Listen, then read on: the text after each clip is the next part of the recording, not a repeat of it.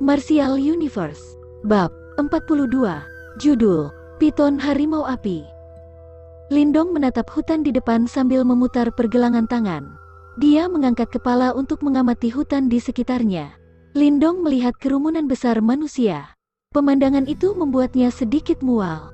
Kemudian kerumunan besar itu perlahan menghilang seiring orang-orang yang mulai menyebar. Saat ini, banyak orang menuju hutan satu demi satu. Semua orang dalam keadaan amat waspada. Karena perburuan telah dimulai, Lindong tidak ragu-ragu dan langsung berjalan santai menuju hutan lebat. Semakin banyak orang memasuki hutan, keriuhan yang awalnya ada kini menghilang seluruhnya, tersaring oleh hutan. Saat Lindong telah menempuh jarak tertentu di hutan, dia tiba-tiba melihat beberapa sosok di dekatnya. Beberapa tatapan waspada melihat tanda pengenal di tubuhnya sebelum mereka pergi. Tampaknya mereka merasakan bahwa Lindong bukan target yang mudah. Setelah orang-orang itu mundur, Lindong tidak mau repot-repot mengejar mereka. Dia bersikap maklum dan memutuskan berjalan menuju arena besar di tengah hutan. Lagi pula, setiap partisipan pasti akan sampai di sana. Itu akan menghemat waktunya daripada berkeliaran tak tentu arah untuk memburu mereka. Hutan yang tenang menjadi riuh setelah banyak orang yang masuk ke dalam. Auman hewan buas terus terdengar, begitu pula teriakan panik yang juga terdengar samar. Tampaknya beberapa orang tidak beruntung bertemu dengan hewan buas yang tidak bisa mereka tangani. Walau begitu, Lindong tidak mengurangi kecepatan dan berjalan santai menuju tengah hutan.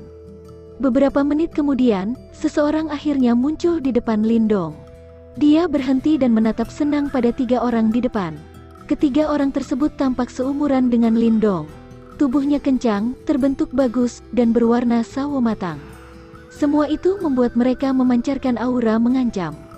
Ditambah lagi, yang mengejutkan Lindong adalah, meski kebanyakan orang yang masuk ke hutan saling berkonspirasi satu sama lain, namun ketiga orang tersebut saling bekerja sama. Berikan tanda pengenalmu. Berdiri di tengah, pemuda berkulit sawo matang menatap dan berkata pada Lindong. Ketika dia bicara, kedua rekannya perlahan menyebar dan mengepung Lindong. Menatap ketiga orang yang sukarela menyerahkan diri, Lindong tidak bisa menahan tawa, kemudian menggeleng. Dia berjalan maju tanpa niatan memberikan tanda pengenalnya. Serang. Menyaksikan gerakan Lindong, ekspresi ketiganya menggelap. Cahaya samar pun muncul di tubuh mereka. Semua itu seolah memberitahu jika ketiganya telah mencapai, setidaknya, level 6 temperate body. Setelah Yuan Power muncul pada ketiganya, mereka langsung memukul keras pada Lindong. Walau mereka memiliki keuntungan dalam jumlah, mereka bukan ancaman bagi Lindong. Dengan kekuatannya yang sekarang, dia bisa dengan mudah mengalahkan ketiga orang itu dalam sekedip mata. Karenanya, hanya 10 detik kemudian, ketiga orang yang awalnya mengancam kini tergeletak tak berdaya di atas tanah. Lindong terus tersenyum ketika mengambil tanda pengenal mereka sebelum dia melambaikan tangan dan berkata, "Terima kasih." Setelah selesai, dia berjalan santai melewati ketiga orang tersebut dan melanjutkan perjalanan menuju hutan dalam. Ekspresi pahit muncul di wajah ketiganya saat meratapi nasib buruk mereka. Setelah 3 orang sebelumnya, Lindong bertemu 2 orang tidak beruntung lain yang ingin menyerangnya. 2 orang tersebut cukup kuat karena ada di level 7 temperate body. Namun, bagi Lindong yang sudah mencapai tingkat Earthly Yuan, mereka seperti domba yang akan disembelih. Setelah perjalanan santai, dia berhasil mengumpulkan 5 tanda pengenal. Ditambah tanda pengenal dia sendiri, dia hanya butuh 4 lagi sebelum mendapat hak masuk ke arena batu. Namun, Lindong tidak cemas. Jujur saja, dengan kekuatan tingkat Earthly Yuan, baginya melewati hutan bagai berjalan di taman. Ketika dia melanjutkan perjalanan, selain bertemu orang-orang yang mencoba merampas tanda pengenalnya, Lindong juga bertemu dengan beberapa hewan buas. Hanya saja, mereka hanyalah ancaman kecil dan bisa dikalahkan dengan mudah. Seiring berjalannya waktu, Lindong akhirnya mencapai ke bagian dalam hutan. Saat ini, orang-orang yang ditemuinya cukup ahli. Lagi pula, kau harus memiliki kemampuan untuk sampai sejauh ini. Semakin berjalan ke dalam, Lindong berhasil mendapatkan 2 tanda pengenal lagi. Seluruhnya dia kini memiliki 8 tanda pengenal dan hanya tinggal sedikit lagi sampai memenuhi kriteria yang diminta. Namun, yang membuat Lindong bingung adalah dia belum bertemu dengan Lei Li atau Xie Yingying. Di dalam hutan, Lindong duduk di bawah pohon besar.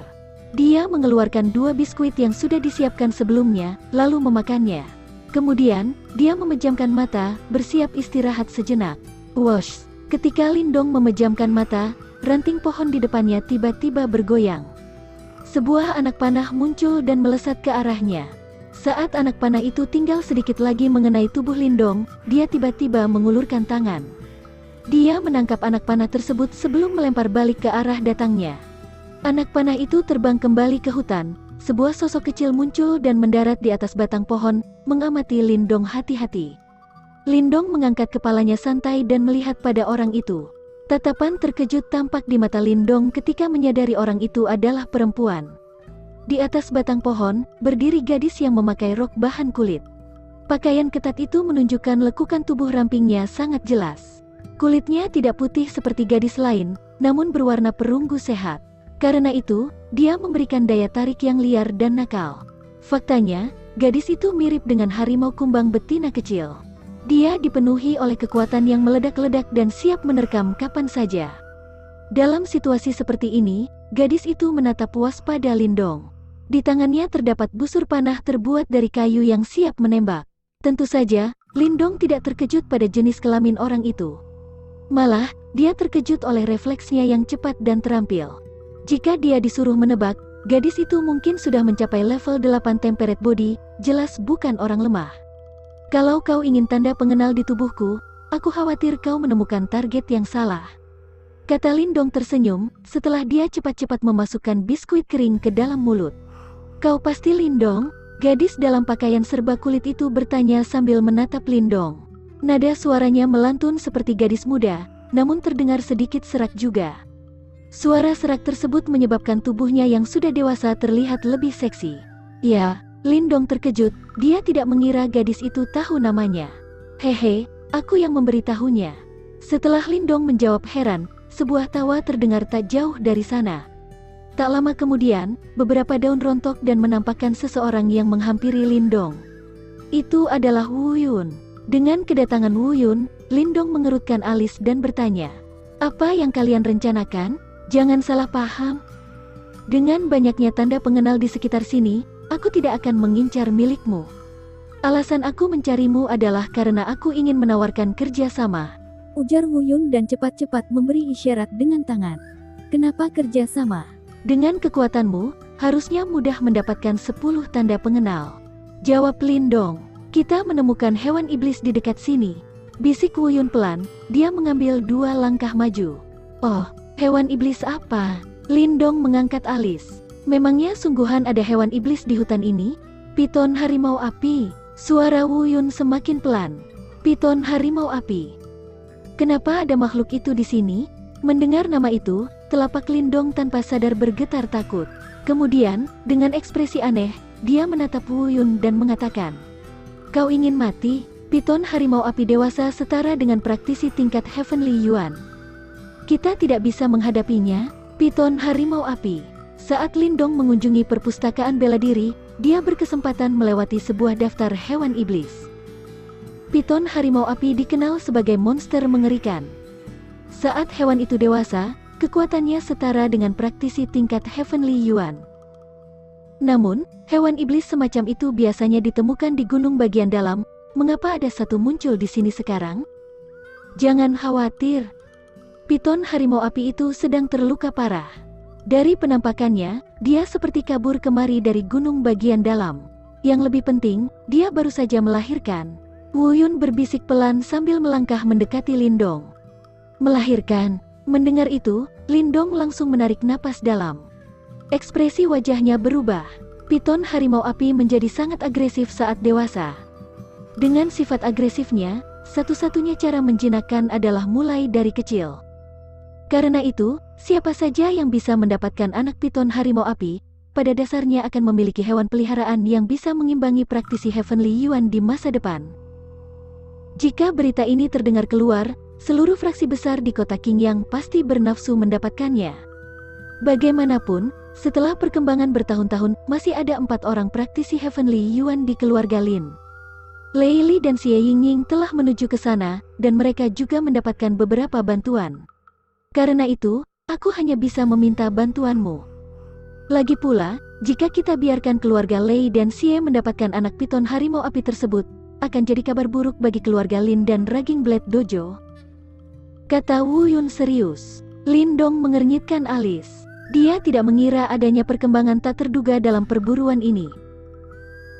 Jika keluarga Xie dan Lei mendengar berita keberadaan anak piton harimau api, Lei Bao mungkin akan mengabaikan seluruh kompetisi dan memburunya secara pribadi. Untungnya, berita itu belum terdengar keluar. Jadi, bagaimana? Wu Yun bertanya gugup ketika melihat ekspresi rumit Lindong. Dia tahu jika Lei Li kuat. Tanpa bantuan Lindong, dia pasti tidak bisa mengambil hadiahnya. Lindong menggigit bibir. Setelah terdiam beberapa saat, dia akhirnya mengangguk.